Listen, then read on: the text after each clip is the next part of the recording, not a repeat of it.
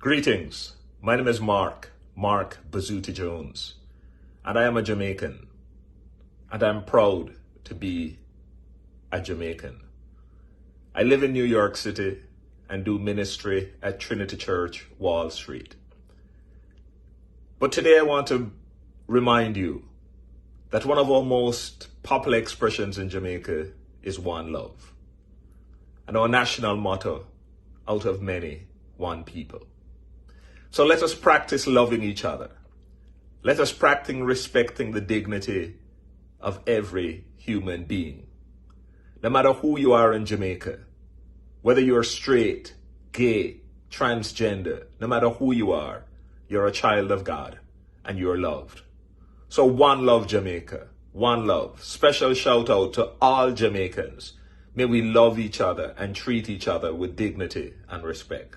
One love every time.